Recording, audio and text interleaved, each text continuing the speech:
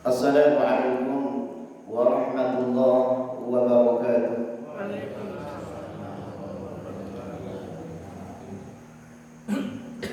Innal hamdalillah nahmaduhu hamdan katsiran thayyiban mubarakan fihi hamdan yaliqu bi jalalihil karim hamdan kama yuhibbu rabbuna wa yarda.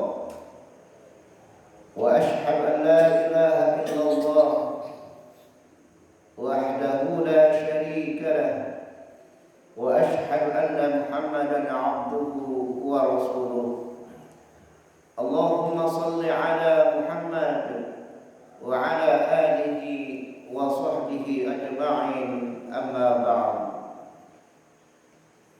Jamaah salat subuh rahimakumullah.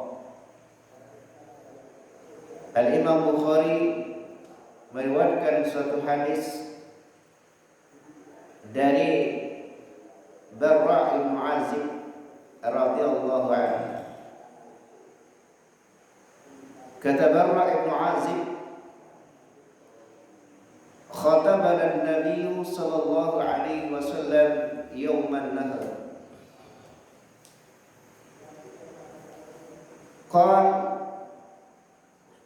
inna awwala ma nabda'u bihi fi yawmina hadha an nusalliya thumma narji'a fananhar.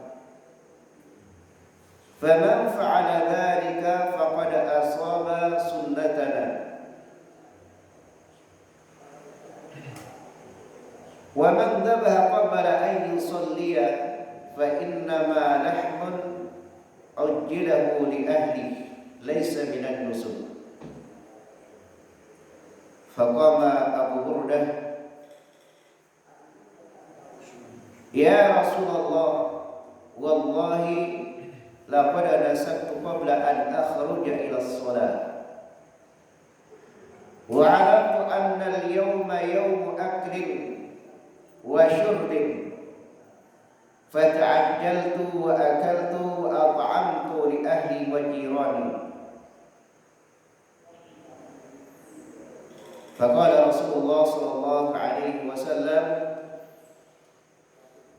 tilka syatu lahmin. Faqala Abu Barzah, dhabahtu wa indi jada' khairun min musinnah. Faqala Rasulullah sallallahu alaihi wasallam, ij'alhu makanahu wa lam tajziya aw tufiya an ahadin ba'da. Berkata Barra' bin Azib radhiyallahu anhu, Nabi sallallahu alaihi wasallam berkhutbah di hari Nahar, yakni di Idul Adha. Setelah beliau salat, beliau berdiri khutbah,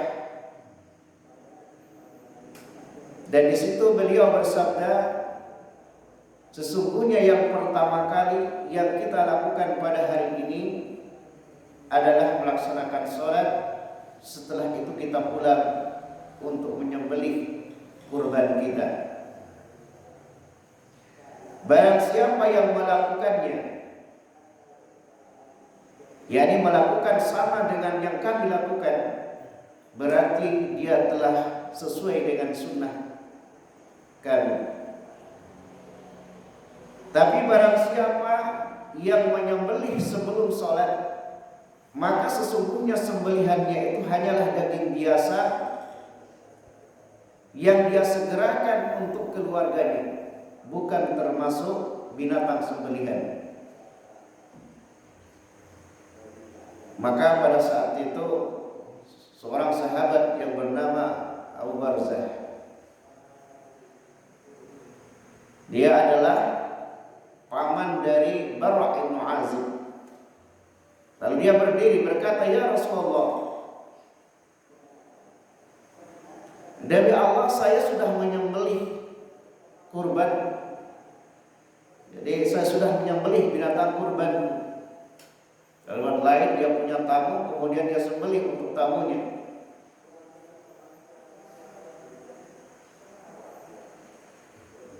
Saya sudah menyembelih kurbanku sebelum aku keluar untuk melaksanakan sholat Idul Adha. Karena aku tahu bahwa hari ini adalah hari makan dan minum, hari makan-makan dan hari minum. Lalu saya segera menyembelih kurbanku, kemudian aku makan dimasak untuk dan keluargaku dan untuk tetanggaku atau tamuku.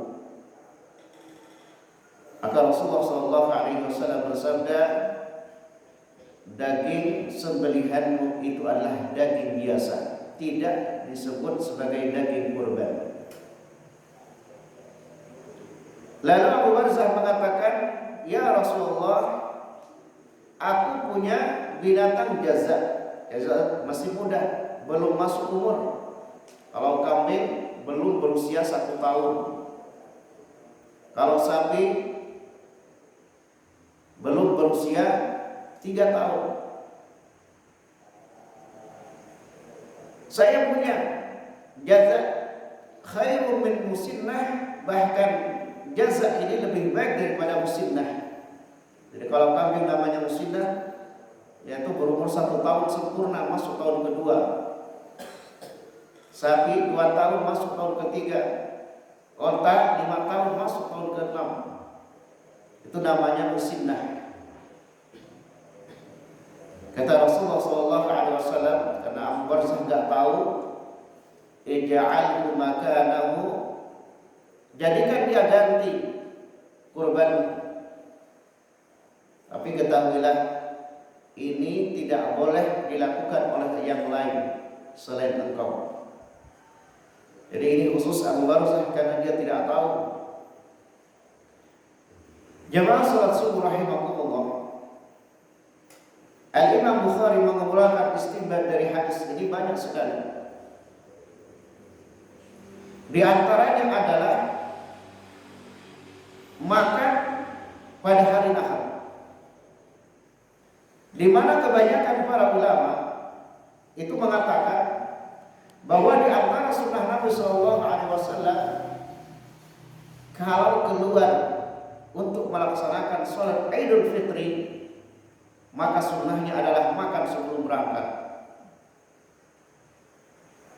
Tapi kalau keluar melaksanakan sholat Idul Adha, sunnahnya adalah makan setelah sholat. Al-Imam Bukhari berbeda dengan pendapat mayoritas ulama.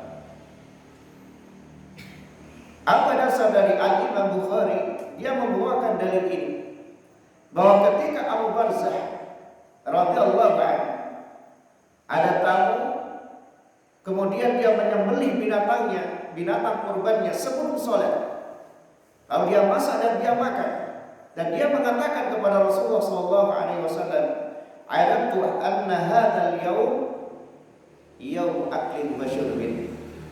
Ya Rasulullah, aku tahu bahwa hari ini adalah hari makan dan minum.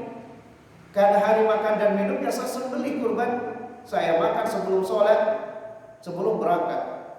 Tapi Rasulullah SAW tidak menegur perbuatan Abu Barzah. Yang dia tegur adalah kenapa kurbannya disembelih sebelum sholat. Adapun makannya, Nabi SAW tidak menegurnya. Dari hadis inilah Al-Imam Bukhari mengatakan bahwa tidak ada sunnahnya, yakni makan setelah sholat Idul Adha. Meskipun mayoritas para ulama mengatakan sunnahnya adalah makan setelah sholat Idul Adha, karena ada hadis dari Imam Tirmidzi. Tetapi di dalam periwayatannya, Al-Imam Bukhari mengatakan bahwa ada seorang periwayat di situ yang dianggap lain. Lain itu sangat lemah, jadi enggak kuat. Kalau dikatakan lain, berarti hadisnya tidak memenuhi standar kesahihan, lembek, tapi masih lebih baik daripada jika dikatakan dhaif, apalagi dikatakan maudhu. Maudhu lebih dhaif lagi. Berbeda dengan kita, ulama-ulama salaf, ulama-ulama ahli hadis. Ketika mereka hendak mengamalkan satu hadis, maka yang mereka periksa terlebih dahulu adalah siapa yang meriwayatkan hadis tersebut. Kalau yang meriwayatkan hadis tersebut semuanya memenuhi kriteria sahih, barulah mereka mengamalkan hadis ini. Tapi kalau mereka tidak mengetahuinya, maka mereka tidak akan melakukannya. Kenapa? Karena takut hadis ini tidak sah dan takut ini bukan sunnah. Karena Nabi SAW di dalam hadis ini, dan itu diambil juga oleh para ulama, bahwa setiap ibadah kita harus sesuai dengan sunnah Nabi SAW. Dan ibadah-ibadah muakkad, ibadah-ibadah yang ditentukan waktunya, kalau dilaksanakan di luar waktunya, baik itu sebelum waktunya ataupun sesudah waktunya, maka ibadah itu dinyatakan tidak sah. Sebagaimana Abu Barzah menyembelih binatang kurban sebelum salat Id. Kata Nabi, itu bukan nusuk. Laisa minan nusuk, itu tidak termasuk binatang kurban.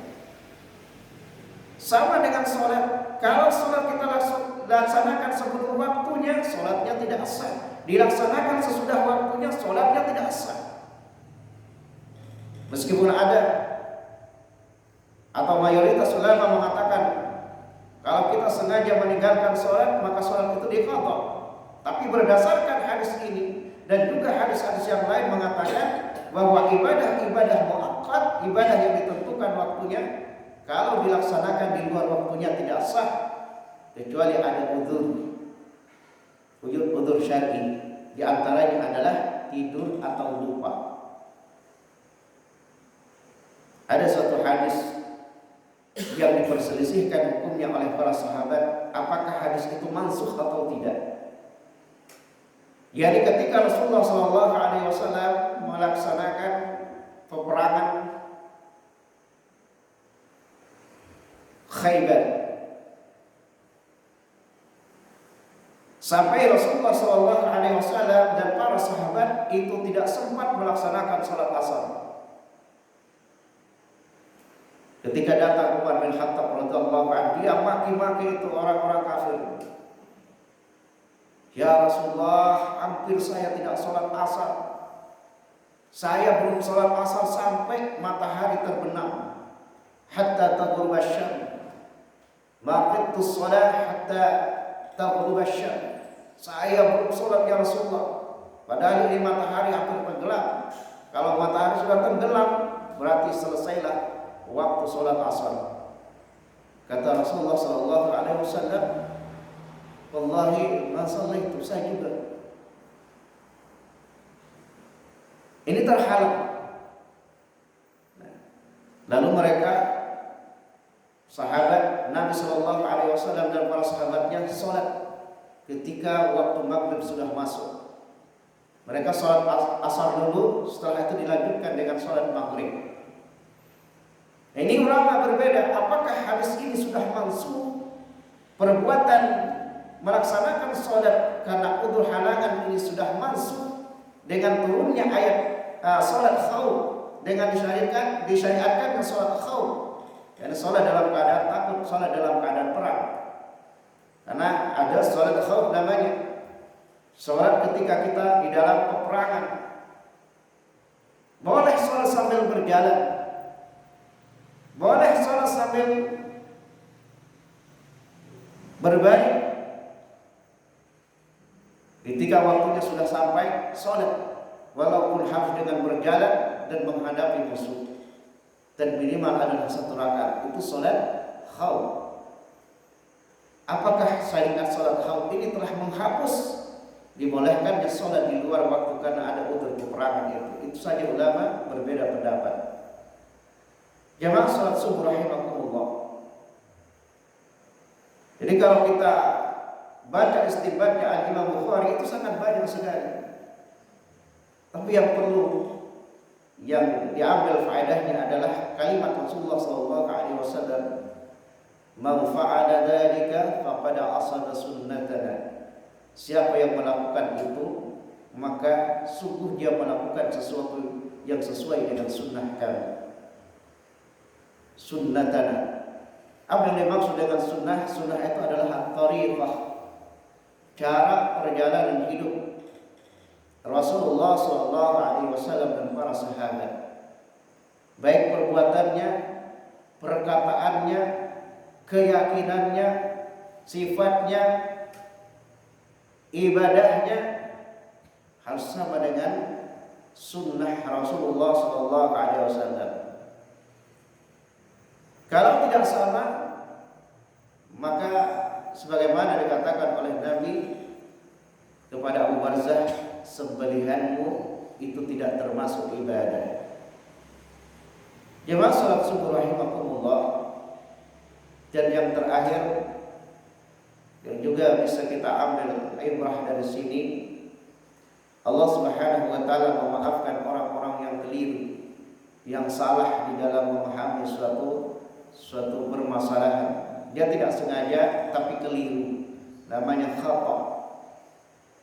Karena Abu Barzah ini dia mengatakan, saya tahu kalau hari ini adalah hari makan dan minum, makanya saya sembelih sebelum sholat supaya saya bisa makan bersama keluarga, juga ada tamu saya.